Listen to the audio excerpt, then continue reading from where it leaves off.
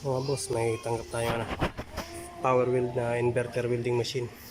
Bali 250 mA. So subukan natin hanapin yung problema. On ko muna yung welding.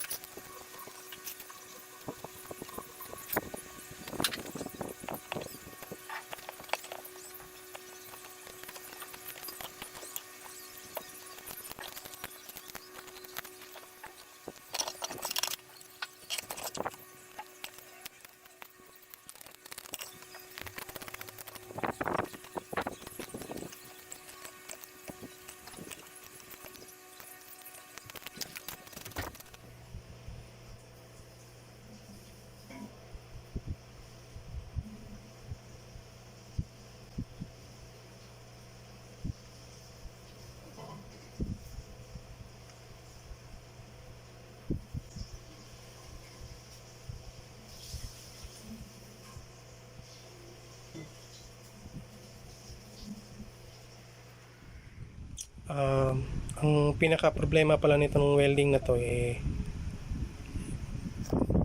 nag-overcurrent. So nag-auto shut off yung unit natin. Pero hindi siya namamatay. Umiilaw lang yung overcurrent na ano niya, na ilaw. So pag umilaw yun, hindi mo na masaspark yung ano, hindi ka na makapag-welding. So patayin mo ulit, tapos paandarin mo ulit. Ang ano doon, pagka winelding mo, pagdikit mo pa lang ng welding, wala na, umiilaw na.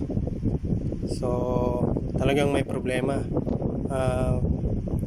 Kadalasan ang magiging problema nun may leak yung diode.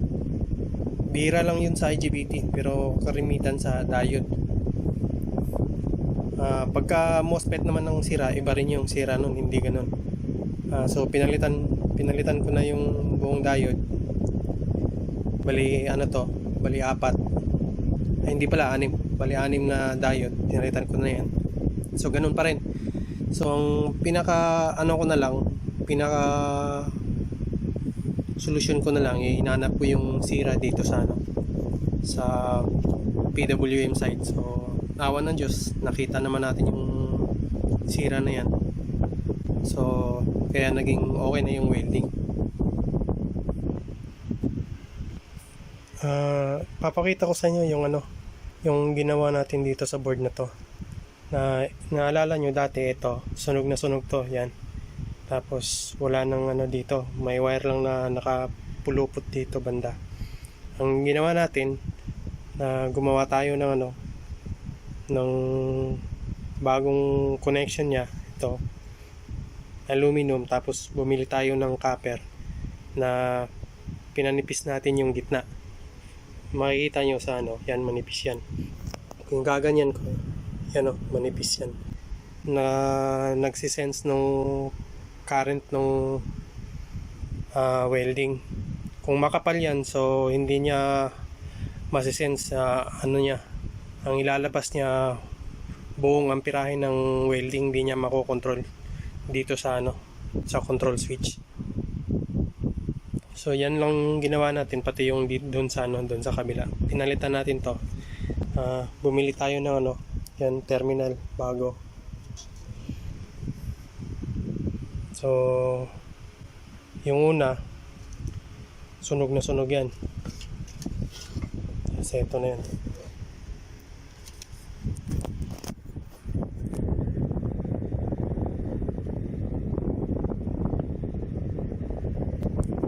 So testing na lang to sa labas maya maya. So antayin nyo lang. Subukan na natin itong testing. Po-pole wheel ko kagad para ano, malaman natin kung anong performance. On ko na yung welding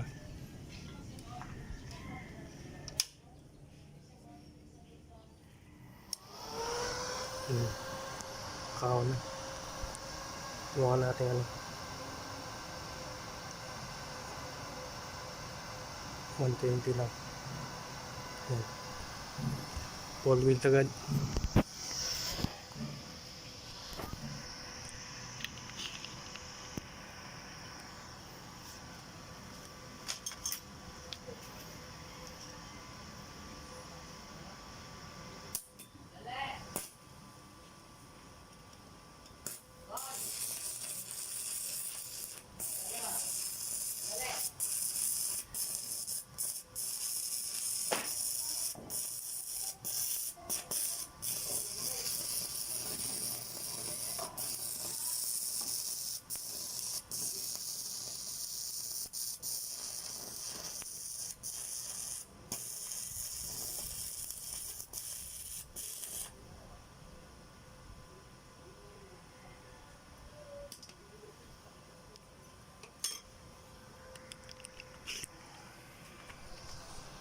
Ayos na, wala nang ano, hindi na nag-iilaw yung ano,